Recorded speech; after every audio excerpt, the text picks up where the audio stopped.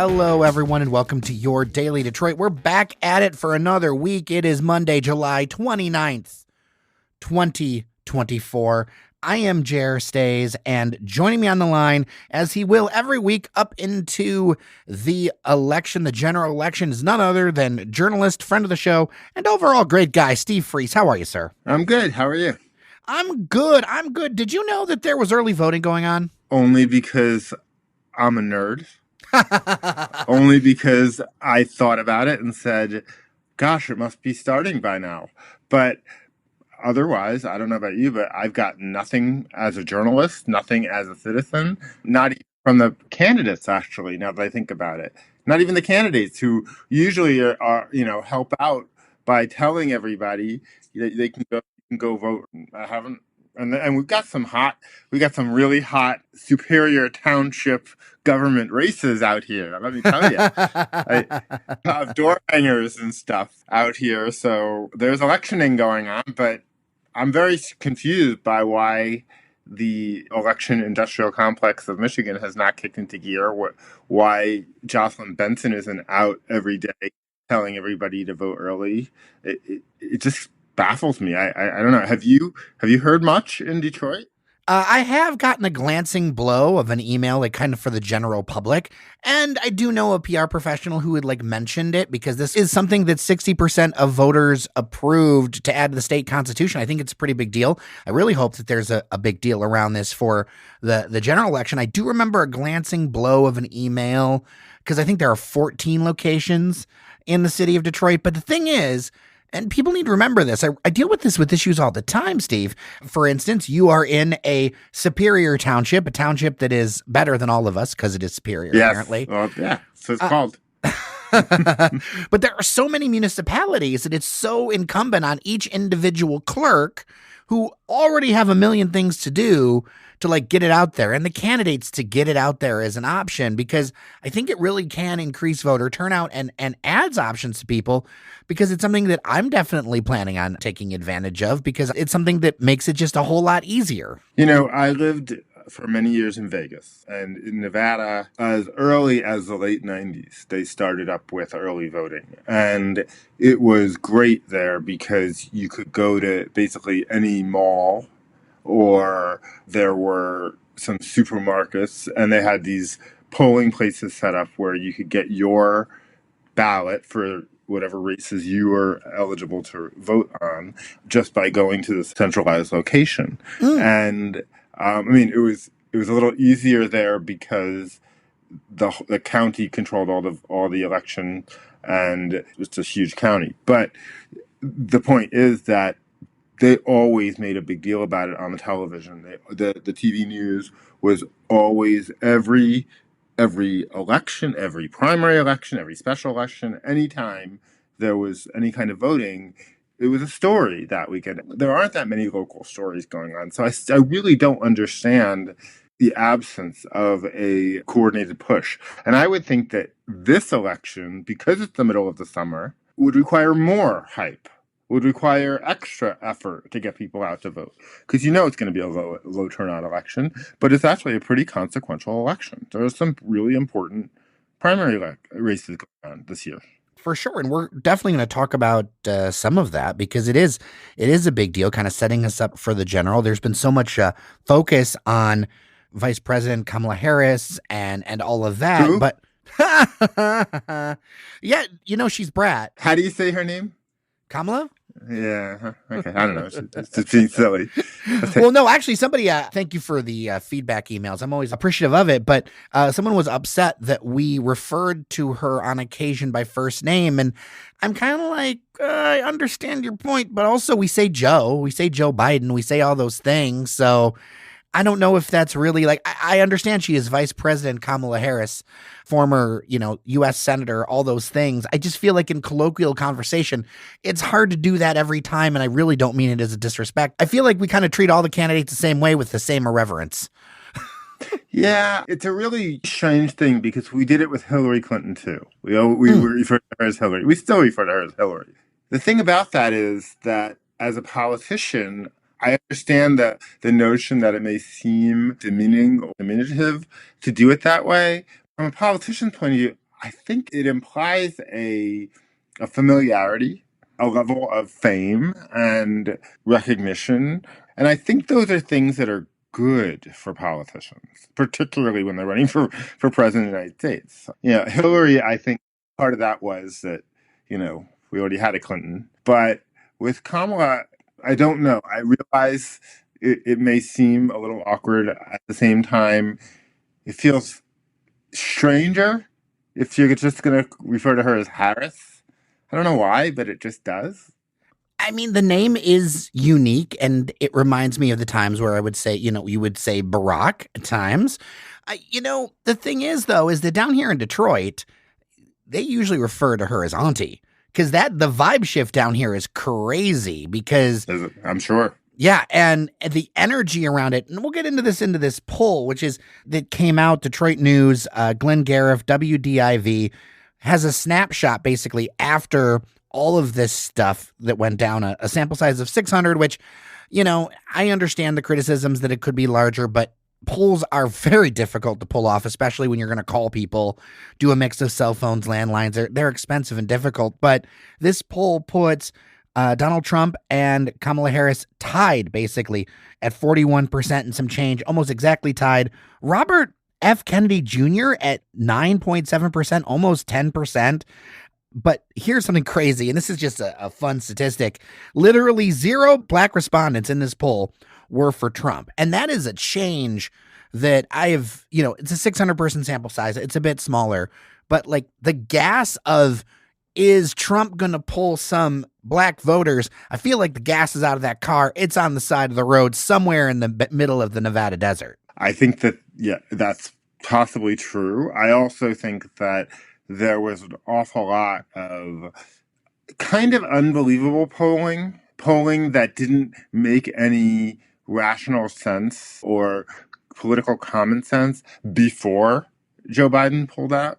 And among those was this notion that Trump was doing so much better with people of color and suburban women in particular. Gosh, I don't know. I would have, at this point in the summer, been ready to just ignore whatever polls had come before anyway.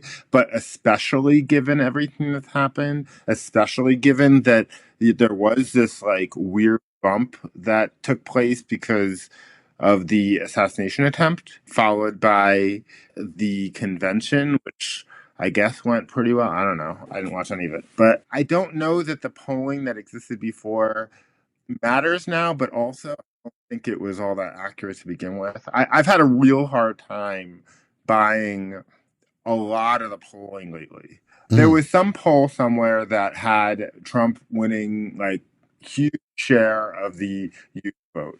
And I'm thinking the youth vote is an almost impossible vote to poll because nobody answers their phones, particularly kids, and they certainly don't answer their phones for numbers they don't recognize. I actually think that the polling has been pretty broken in an irreparable way for a while, and I think that whatever you're seeing out there, you probably need to give the Democrats a couple extra points on account of the fact that that is pretty much how it's turned out in the 20 and 22 elections, especially since the Dobbs decision on abortion. I just don't buy that Trump is making these huge inroads into any of these categories.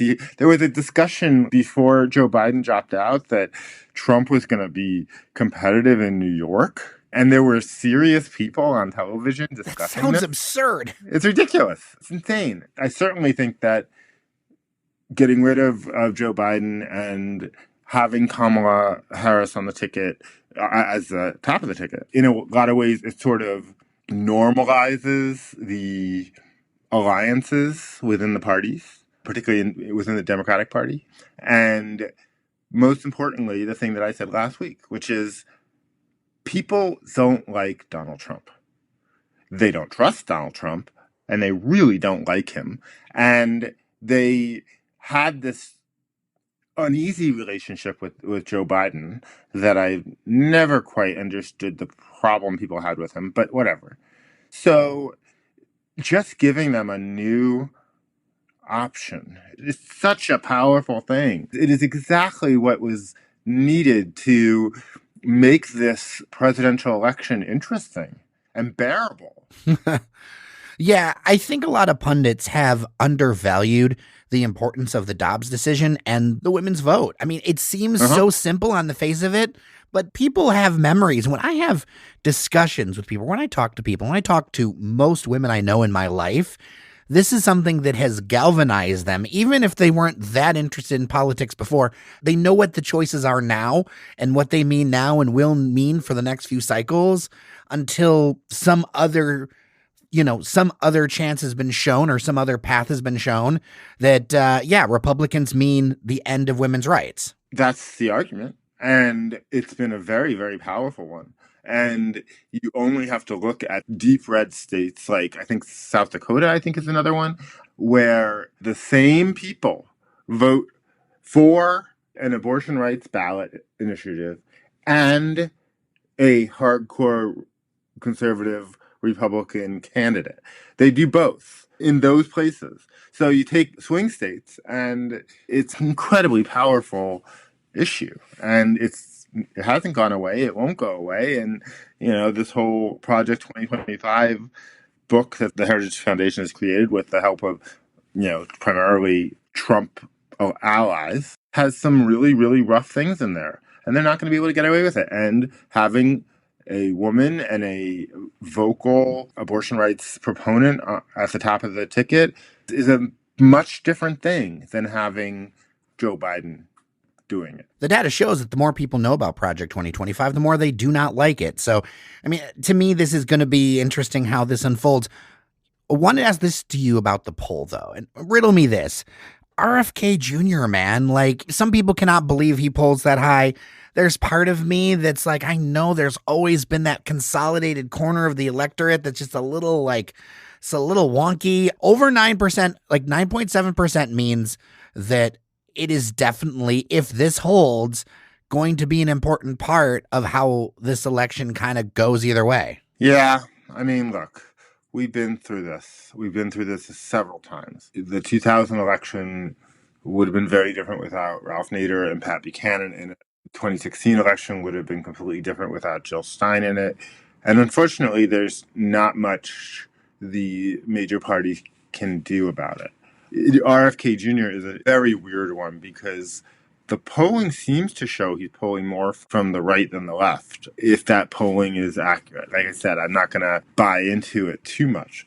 But yeah, he's RFK Jr. He has a name. He does have a name, and it shows how candidates matter. I mean, you've got a situation where you've got a change at the top of the ticket. I wonder if that's going to change how people in time look at RFK. Will he take even more from the right than from the left? The troubling part to me is that the things that RFK Jr. is influencing in this campaign are all on the right.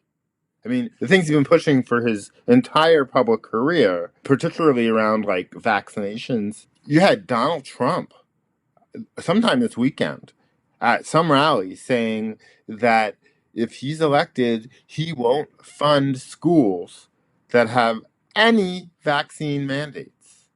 That is insane. Right there, that alone is a terrifying idea.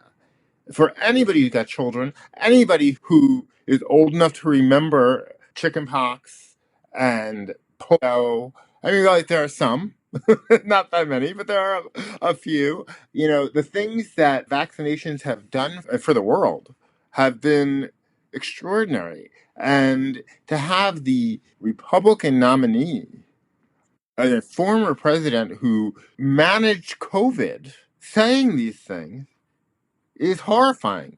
Because the thing about Trump is once he gets into office, he doesn't really do anything. He just lets the radicals that he puts in place do the work. And so he'll put, I don't know, RFK Jr. in charge of the CDC. I'm just making that up, but it wouldn't be out of the realm of possibility. And these people will go and run with it. Doesn't matter what Donald Trump actually thinks. He says these things. The people who would work for him would do them. Yeah, no notes on that one. That VP announcement has not happened yet. We had some thoughts last week. Real quick, are any of our feelings changed? I mean, there's still talk about Buttigieg and him being, now he's a Michigander, things like that. You've got just these names that are kind of coalescing, but we're not really closer. But do you have any changes? I go back and forth in terms of who I think would make the best or most sense. I think that Mark Kelly, former astronaut, senator, husband of Gabby Gifford, national hero, would be a really interesting and smart choice that would add to the ticket a whole lot of machismo and a whole lot of middle of the road sensibility, certain points of view regarding the border, adding in Arizona to the play. Last week, I was sort of high on Josh Shapiro from Pennsylvania, and I go back and forth about that because I didn't realize last week how pro-Israel he is and how problematic that could be for Arab and Muslim voters in Michigan, among other places, and youth voters who are really important to Kamala Harris's coalition. But then I noticed she made quite a few comments over the week that passed about the anti-Israel protesters and the defacing the monuments in Washington, and realized she's not backing off on whatever pro-Israel points of view she has. So if she's not going to back off on that, then I suppose adding in another Zionist is not going to make it better or worse. And the upside of having the governor of Pennsylvania, who's very popular, is just enormous for the electoral math. And that's the downside that Pete Buttigieg doesn't have. Pete Buttigieg, I think I said this last week, he has no constituency. He's not elected by anybody. He's inside the Beltway. And the reason you would pick Pete is because he's so good at going on media and making the argument. And he's so fearless about doing it in the Lion's Den, doing it on Fox News and less friendly environment. But you don't have to put him on the ticket for that. He'll do it anyway. Why buy the cow when you can get the milk for free? I don't see the upside of him. I'm hearing a lot of conversation about the governor of Minnesota, and he seems to be getting on TV quite a lot and making some great clips that are making the rounds, and he's a very enthusiastic, interesting person. I also don't see the point of that. Like, I don't know that Minnesota is in play, although the Trump folks seem to think it is. I don't know. I suppose it could work.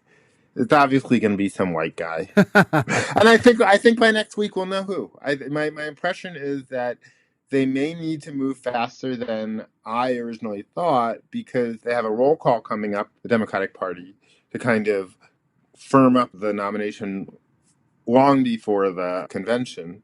So I think they may run this week.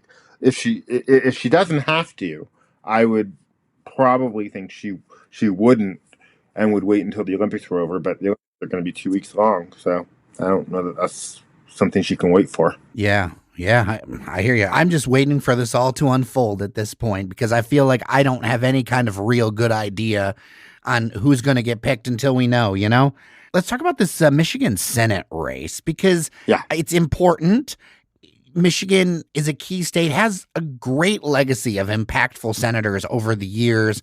And this poll that we mentioned before, funded by the Detroit News and WDIV, done by Glenn Gariff, showed that Slotkin has a 46 to 41% head-to-head lead over Rogers, who is kind of the understood Republican nominee here. But that skips the primary because it seems like the question, I read the articles, it seems like the question wasn't asked about Hill Harper and Alyssa Slotkin. And I keep hearing, especially on the progressive left, people being excited about Hill Harper. I understand I sit in Detroit, which is going to be a little bit biased, but I have my real concerns that anybody registers Hill Harper as a candidate outside of these 139 square miles. Yeah, I don't see it. I mean, look, I'm here in Ann Arbor, in the Ann Arbor area. I've seen a lot of Hill Harper signs, and I've seen no Alyssa Slotkin signs, and I think that's partly because Alyssa Slotkin is just saving her money for what could become a very expensive general election race. I just don't think it's likely that somebody like him is going to push out an established brand like Alyssa Slotkin. She's just too well funded, too well regarded. And, I'm not sure what the progressive left would be upset with her about anyway. You would have to have something that she did, or some vote she took, or some way that she seemed to betray the Democrats or the progressive Democrats. You have to have that in order to make a campaign against her. Well, I think she's just considered a moderate by a lot of people because she does, in this poll even showed it, she does very well with Republican voters. She takes almost 10% of the Republican side. So that by default, I think makes some people, I would say, nervous with that.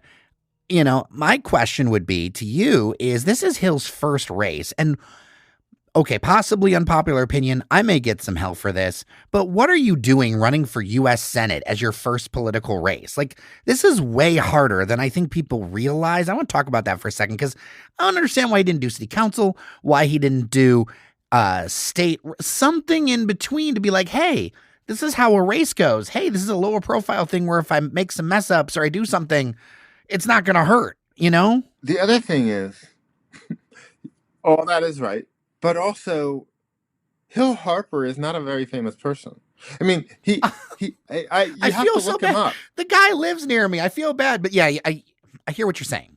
You have to look him up in order to know. Like, I'm not even sure what his fame comes from. It's like that time that Melissa Gilbert was living in Brighton or something and decided she wanted to run for Congress. And Mike Bishop was the congressman at the time, and there weren't like a whole lot of better candidates out there. And so, she has a pretty high name ID. Melissa Gilbert, she was on Little House on the Prairie. Everybody knows who that is. Not the same thing. There is this strange thing where certain types of people look around and pick a target that's a bit too big for where they are or what is realistic. It's partly because governing is actually boring. The Hollywood star, does he really want to be a city councilman in Detroit or something like that? No, that's not national. That doesn't have the same kind of level. It's a completely wrong reason to be deciding what kind of politics to go into. But that is how it goes. Very wealthy people like Shri Tanadar, that's what they do. They go for the, Donald Trump. They go for the highest thing they want. They don't go for governor. Yeah. I mean, so just so you know, I'm sorry, he did go for governor. He did, and he failed miserably. He failed miserably enough to get himself into Congress. And maybe that's down the line. Maybe that's this is all part of a thing. But just so you know, CSI New York for Hill, just so you know, and recently named apparently as Harper was one of the sexiest men alive. Okay. This is just according to IMDb, just so you know. That's not enough. I mean, look, it's just not, I'm not saying that he doesn't have anything to him. He was classmates with Obama at Harvard Law School. Yeah, well, where's Barack now? Wait a minute. Oh, wait, good point. He's classmates. How old is this guy? He was born in... He's 58. How could he be classmates with Obama? How old is Obama now? It's got to be 60s, right? I don't know. Obama's 62. So a loose definition of classmate within the same real. I wonder if they went at different years, like in their lives. I don't know. I have no idea. But the point is that fame alone is not good enough. Running for public office is really difficult. And Alyssa Slotkin has done a much better job over the course of her political career of making herself appealing to a broader electorate. Look, we may find out in a couple of weeks that Alyssa Slotkin miscalculated and nobody knows who she is and she should have been running harder for the nomination. And, to be honest, I think she probably should have. I do agree there. I mean, as far as like visibility goes, I know she's out at places. So Ferndale Pride, different things like that. She's out and available and the campaign's available for things, but it's not the same as a push, you know what I mean? But to be fair, I don't see Hill Harper. I see signs, lawn signs, but something I learned with the Obama campaign is that lawn signs are not always an indicator of overall popularity. Well, of course not. The indicator of overall popularity is how the votes are counted. Yep.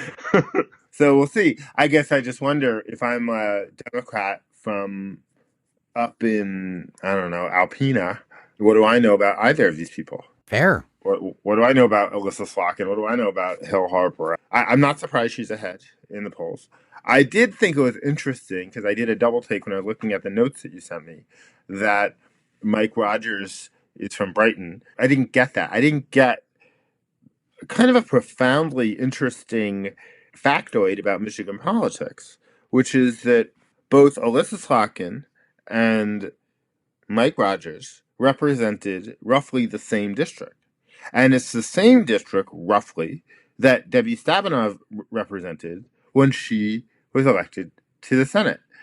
This sort of microcosm of the state that takes in some urban Lansing and college town MSU, and then bucolic farm areas like Howell and Brighton, and sort of that sort of interesting mixture. It's fascinating to me that the U.S. Senate seat from Michigan will more than likely remain in the hands of somebody from the same part of the state for long periods of time, and not like a big, well-populated part of the state. It's not like, they're always coming from Detroit or something. Or even Grand Rapids or something like that, right? Like, right. Because the economic center of the state is moving west. If you want to poll something useful, poll about Michigan, you poll that district and you probably will have a representation of how the whole state will vote.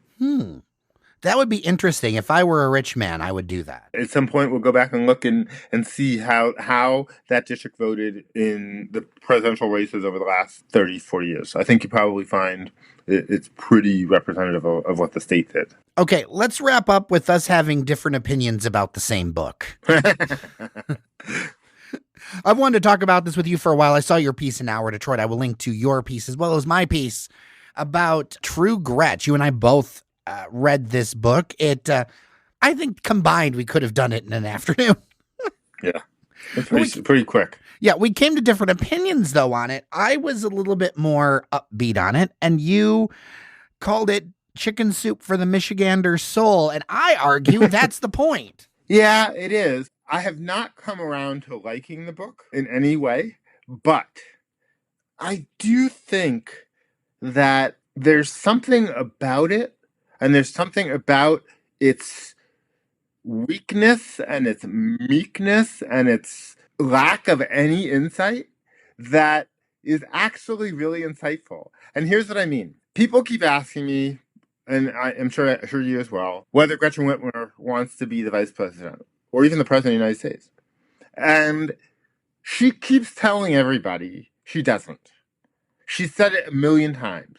She has occasionally left the door open a crack to perhaps the future.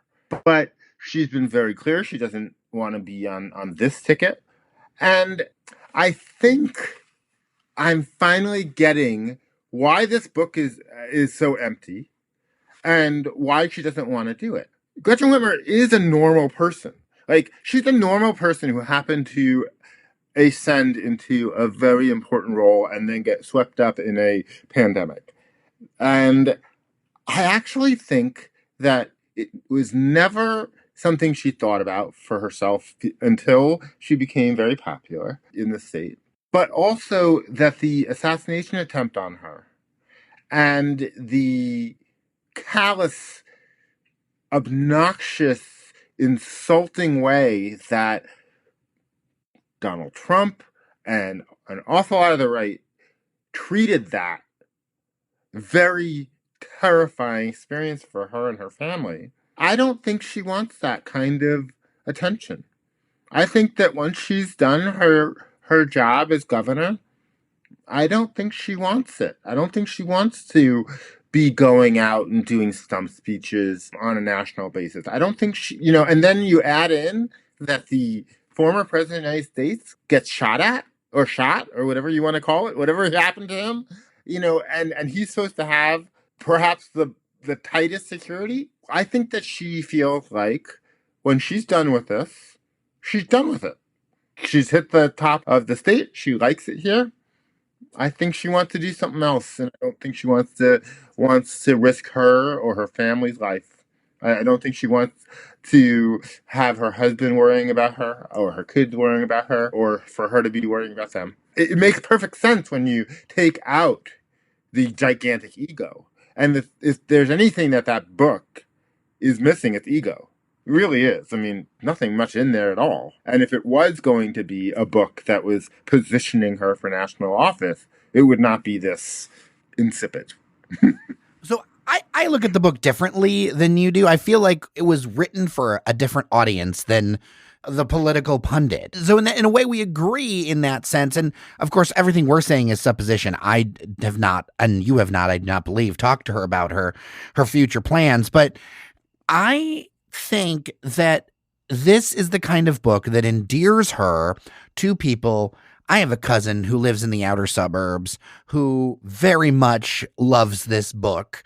And I will say that the women in my life gave me a different perspective on this book.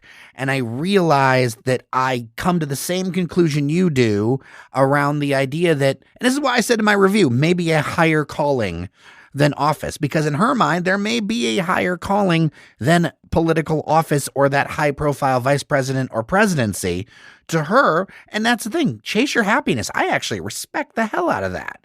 If you don't want to do it, don't do it. And she has the opportunity when she is done with being governor to do so many things. She has the connections with her, and a lot of people didn't realize that she was the daughter of a former head of Blue Cross Blue Shield of Michigan. Well, they weren't paying attention to the campaign because that was brought up quite a lot. Oh, for sure. Sometimes, though, people don't remember things they don't want to remember. She has the connection. She has the wherewithal. She could live a very nice life doing a variety of jobs, from college president to maybe she could serve in government, kind of like Granholm has. I think she's energy secretary if she wanted to. She could go work in the private sector. She could go work for a business organization and make a bucket load of money. Like, she has the most options in her career now to set her family, and everything else up. Not ride into the sunset. Be visible. Be parts of campaigns. Do fundraising. Have value in those ways. But because if she doesn't have the ego to be out front, her quality of life could be so much better, because she's very popular now in office in Michigan. Once she leaves office and people look back, they're going to love her even more. And she's got tons of career left. And if that's the way she wants to go, I feel like, I respect anyone who steps down. Same reason I respect the hell out of President Joe Biden for his decision. I think ego gets the best of you. And if that's not what makes you happy, don't do it. Well, the other thing is she spent the first term of her as governor with a Republican legislature that she couldn't get anything big done with. It's only been the last 2 years that she's had a legislature that she could actually do things with. She has much greater control. And I don't know why you would want to give that up for vice president and have to worry about the security and all the rest of it. Again, I really think it comes back to that. I think that that is the thing that I get out of the book. It wasn't very well written in my mind, but there was some discussion of just how terrifying that whole thing was, how appalling it was that people made fun of it, how upsetting it was that some of the alleged perpetrators were acquitted or that juries couldn't convict. That must be really hard to swallow, and to want to invite that kind of hatred again for God knows what that might happen. I think I have a theory of the case, and I think it's probably pretty close to true. Well, I'm interested to hear our listeners' theory of the case on any of the things that we talked about. You can do that dailydetroit@gmail.com. Always love your feedback. And Steve Freese, always love spending some time with you. I enjoy our chats. This is, I think we're going to make the best of it now through the election now, aren't we? Yeah, it'll be fun. And, maybe our listeners might want to tell us some of the races they want to hear more about. We can get into them. It can be some Westland mayor, I don't know, whatever, something You know like what? that. Odder the better. Make us do some legwork, man. It might take us a week to get back to it, but I'm down for some legwork. Well, the interesting thing to me is that I was just reading in the Free Press, the assumption that Sri Tanadar is going to win his primary is not polled. I mean, nobody's really done a poll on it, so it could be a sleeper. It could be a surprise. You never know. One primary to talk about a little bit, and now he's been on the show, full disclosure, but you have the former mayor of Warren, Jim Fouts, who won a lot going up against Mike McFall, who was the sitting incumbent representative because they changed all the districts. Mike used to be my representative down in the North End as well as all the way up into Hazel Park. That's been all redistricted, and so now it's parts of Warren and Hazel Park and all that stuff. It's geographically, together. And I don't hear tons of word up there. And it's interesting for me because I think Mike's made a lot of accomplishments in office. But on the other hand, is Jim somebody, the kind of guy that has a constituency that's going to show up for him in something like this? It's going to be curious to see if his reach extends any bit out of Warren, or is he too toxic? I'm going to make a prediction that by next Sunday, Kamala Harris will have shown up in Michigan somewhere for a rally. Because I keep waiting. I keep looking at the emails, and she's popping up quite a bit in Wisconsin and Pennsylvania. Yeah, I'm on her press pool emails. I get all the texts. I get texts from both sides. And I got a text from somebody related to the Harris campaign. They're doing, they've been doing all these Zoom calls to raise money, and it's been all these different groups. It's been black women and black men, then gays and white women. And so this one is White Dudes for Harris.